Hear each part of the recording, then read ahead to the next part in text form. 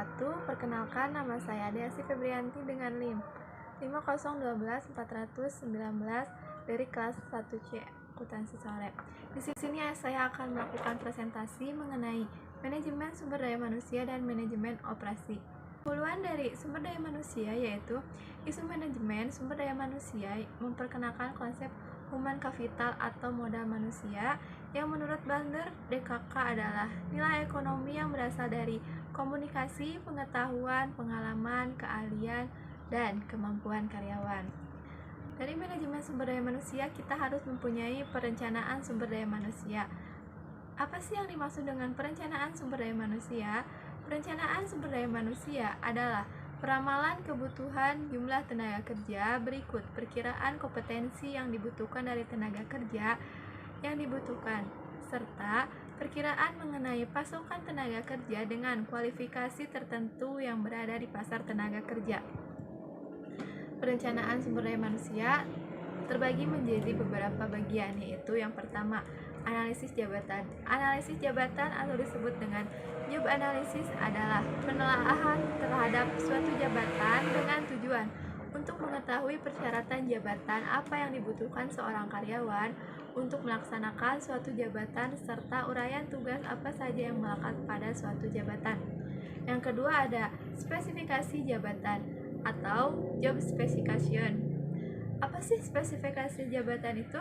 Spesifikasi jabatan mencakup persyaratan, pengetahuan, keahlian, kemampuan, karakteristik psikologis apa saja yang harus dipenuhi oleh seorang karyawan untuk memenuhi suatu jabatan. Yang ketiga ada uraian jabatan. Apa sih yang dimaksud dengan uraian jabatan? Uraian jabatan memberikan rincian mengenai tugas, wewenang, dan tanggung jawab yang melekat pada suatu jabatan sehingga akan memudahkan pemegang jabatan di dalam mengenali tugas, wewenang, dan tanggung jawabnya. Yang kedua ada proses manajemen sumber daya manusia. Apa saja sih yang termasuk ke dalam proses manajemen sumber daya manusia? Yang pertama yaitu ada perekrutan tenaga kerja. Perekrutan tenaga kerja adalah suatu proses untuk menemukan dan menarik calon tenaga kerja yang memiliki kualifikasi sesuai dengan lowongan pekerjaan yang ada. Perekrutan ini dapat dilakukan melalui dua cara, yaitu promosi dalam perusahaan sendiri dan promosi dari luar perusahaan. Dan setelah melakukan proses manajemen sumber daya manusia, ada juga pemilihan tenaga kerja atau seleksi tenaga kerja. Yang kita lihat dari pemilihan tenaga kerja yaitu kriteria seleksi. Inti dari proses seleksi adalah sejauh mana pelaksana seleksi memahami karakteristik apa saja yang harus dipenuhi oleh calon pelamar agar dapat memiliki kinerja yang baik pada saat mereka sudah menempati suatu jabatan. Yang kedua yaitu ada rasio seleksi.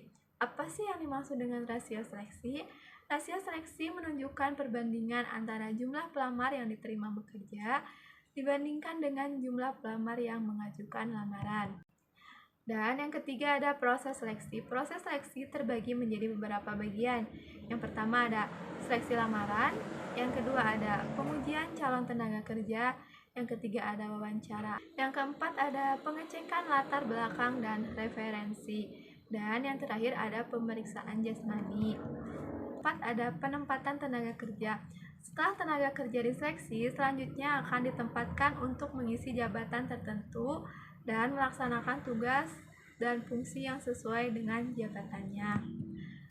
Dan yang selanjutnya ada pengembangan tenaga kerja. Pengembangan tenaga kerja terbagi menjadi dua, yaitu pelatihan dan pengembangan. Apa sih yang dimaksud dengan pelatihan? Latihan atau training merupakan suatu proses yang sistematis untuk mengubah perilaku tertentu dari tenaga kerja agar selaras dengan pencapaian tujuan perusahaan. Dan ada juga pengembangan. Apa sih yang dimaksud dengan pengembangan itu? Pengembangan yaitu aktivitas pengembangan lebih ditunjukkan untuk meningkatkan keahlian konseptual dan pengembangan pribadi yang dibutuhkan manajer untuk menempati jabatan yang lebih tinggi di masa mendatang. Dan setelah ada pengembangan tenaga kerja, kita ada pemeliharaan tenaga kerja. Pemeliharaan tenaga kerja terbagi menjadi beberapa bagian, yaitu kompensasi tenaga kerja. Kompensasi tenaga kerja terbagi menjadi dua, yaitu kompensasi finansial dan kompensasi non-finansial. Kompensasi finansial terbagi menjadi dua, yaitu kompensasi finansial langsung dan kompensasi finansial tidak langsung. Contoh dari kompensasi finansial langsung mencakup gaji, upah, bonus, dan komisi, sedangkan kompensasi finansial tidak langsung mencakup tunjangan, kesehatan, asuransi, pelaksanaan rekreasi, dan lain-lainnya. Ada juga kompensasi non-finansial, dapat berupa pujian, penghargaan, dan pengakuan kinerja terhadap karyawan. Yang kedua ada penilaian kinerja karyawan. Contohnya, kinerja direktur utama suatu perusahaan diukur dari peningkatan laba bersih perusahaan dan peningkatan harga saham perusahaan. Dan yang selanjutnya ada pemutusan tenaga kerja. Ada beberapa faktor yang menyebabkan berakhirnya hubungan kerja. Yang pertama yaitu karyawan berhenti dari perusahaan karena memperoleh pekerjaan di tempat lain. Yang kedua, karyawan diberhentikan karena tidak dapat mencapai kinerja yang dipersyaratkan. Yang ketiga, karyawan diberhentikan karena perusahaan mengalami perubahan status, penggabungan, peleburan, atau perubahan kepemilikan perusahaan. Yang keempat ada karyawan diberhentikan karena perusahaan tutup yang disebabkan kerugian secara terus-menerus atau akibat keadaan yang memaksa. Yang kelima ada karyawan melakukan kesalahan berat. Yang keenam ada karyawan berhenti dari perusahaan karena memasuki masa pensiun. Yang ketujuh ada karyawan meninggal dunia. Yang kedelapan karyawan mengundurkan diri dari perusahaan.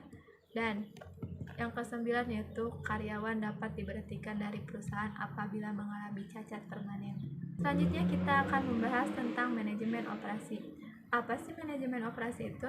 Menurut Heijer and Render 2011, manajemen operasi merupakan serangkaian aktivitas yang menciptakan nilai atau value dalam pembuatan barang dan jasa melalui perubahan berbagai input menjadi output, sedangkan yang dimaksud dalam kegiatan produksi yaitu kegiatan yang berkaitan dengan penciptaan barang dan jasa. Di dalam manajemen operasi terdapat keputusan-keputusan dalam manajemen operasi. Yang pertama yaitu kualitas produk. Kualitas produk adalah kemampuan yang dimiliki suatu produk untuk memenuhi kebutuhan produk. Ada pendekatan dalam kualitas produk yaitu basis pengguna produk, basis manufaktur, dimensi kualitas, performance quality, conformance quality, dan sasaran kualitas. Yang kedua ada desain barang dan jasa serta desain proses dan kapasitas. Desain barang dan jasa suatu produk biasanya akan menentukan batas terendah dari biaya produksi dan batas tertinggi dari kualitas produksi. Ada juga desain produk dan kapasitas. Proses produksi, bagaimana yang akan dipilih perusahaan untuk mentransformasi input menjadi output, akan menentukan jenis teknologi produksi yang akan digunakan dalam kegiatan produksi.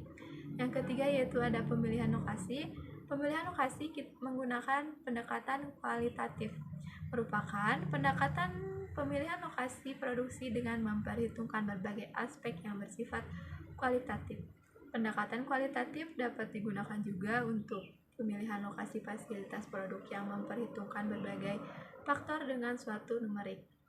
Metode yang digunakan dalam pendekatan kuantitatif yaitu metode center of gravity. Yang keempat ada desain sumber daya manusia dan jabatan serta manajemen rantai pasokan. Desain sumber daya manusia dan jabatan yaitu desain pekerjaan yang tergambar dari isi jabatan, uraian jabatan, tugas yang dilaksanakan, wewenang yang dimiliki, serta tanggung jawab dari pemegang jabatan. Pada umumnya, semakin tinggi syarat jabatan yang ditentukan perusahaan, maka semakin besar biaya yang harus dikeluarkan perusahaan untuk biaya tenaga kerja tersebut. Ada juga yaitu manajemen rantai pasokan. Yang selanjutnya ada persediaan, penjadwalan, dan pemeliharaan.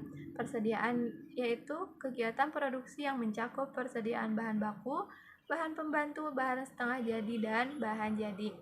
Ada penjadwalan. Penjadwalan yaitu perusahaan harus membuat jadwal produksi yang layak dan efisien dengan mempertimbangkan beberapa faktor seperti variasi musim yang berasal dari permintaan pelanggan. Ada juga pemeliharaan. Pemeliharaan yaitu pemeliharaan peralatan yang digunakan secara terus-menerus harus memperoleh peralatan. Dan yang terakhir ada penetapan anggaran produksi. Langkah-langkah dalam menetapkan anggaran produksi yang dilakukan oleh perusahaan manufaktur yang pertama ada menentukan perkiraan jumlah unit barang yang akan dijual selama 1 bulan. Yang kedua, menentukan tingkat kesediaan akhir barang yang diinginkan.